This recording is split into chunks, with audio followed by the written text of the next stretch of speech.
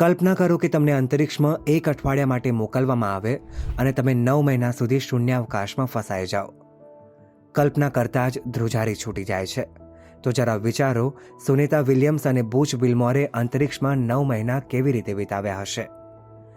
International space સ્ટેશનમાં ફસાયેલા નાસાના આ બંને અંતરિક્ષ યાત્રી આજે 9 મહિના બાદ ધરતી પર પાછા આવ્યા. આટલા બધા સમય સુધી ગુરુત્વાકર્ષણ વિનાની દુનિયામાં રહી તેઓ પૃથ્વી પર પાછા આવ્યા એટલે તેમણે અનેક શારીરિક અને માનસિક તકલીફોનો સામનો કરવો પડશે. એવી તકલીફો જે તેમનો જીવ પણ લઈ શકે છે. નિષ્ણાંતોના જણાવ્યા અનુસાર શૂન્યાવકાશમાં હાડકાની ઘનતા ઘટી જાય છે, જેનાથી હાડકાં તૂટવાનું જોખમ પણ વધી જાય છે. ઉપરાંત ઊભા રહેવા અને ચાલવા જેવી શારીરિક પ્રવૃત્તિ ઓછી થવાથી સ્નાયુઓ પણ નબળા પડી જાય છે. લાંબો સમય અંતરિક્ષમાં રહેતા અંતરિક્ષ યાત્રીઓનું હૃદય શૂન્યાવકાશમાં કામ કરવા ટેવાઈ જાય છે, જેથી તેઓ જ્યારે પૃથ્વી પર પરત આવે ત્યારે તેમના હૃદયને ગુરુત્વાકર્ષણ બળની વિરુદ્ધ રક્ત પ્રવાહ ચાલુ રાખવો પડે છે. આ કામ પાર પાડવામાં હૃદયને ક્યારેક ઘણો સમય લાગે છે અને શરીરના દરેક ભાગમાં લોહી સમયસર નથી પહોંચી શકતું.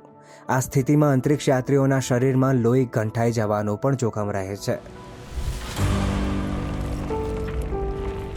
શૂન્યાવકાશમાંથી પૃથ્વી પર આવ્યા પછી અંતરિક્ષ યાત્રીઓના શરીરમાં હાજર પ્રવાહી મગજની આસપાસ એકઠું થવા લાગે છે.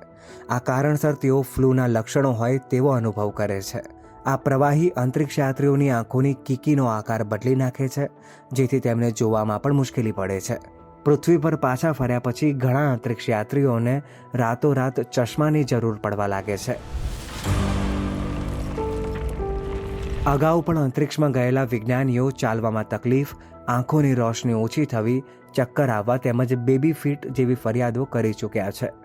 બેબી ફીટમાં પગના તળિયા નવજાત બાળક જેવા મુલાયમ બની જાય છે.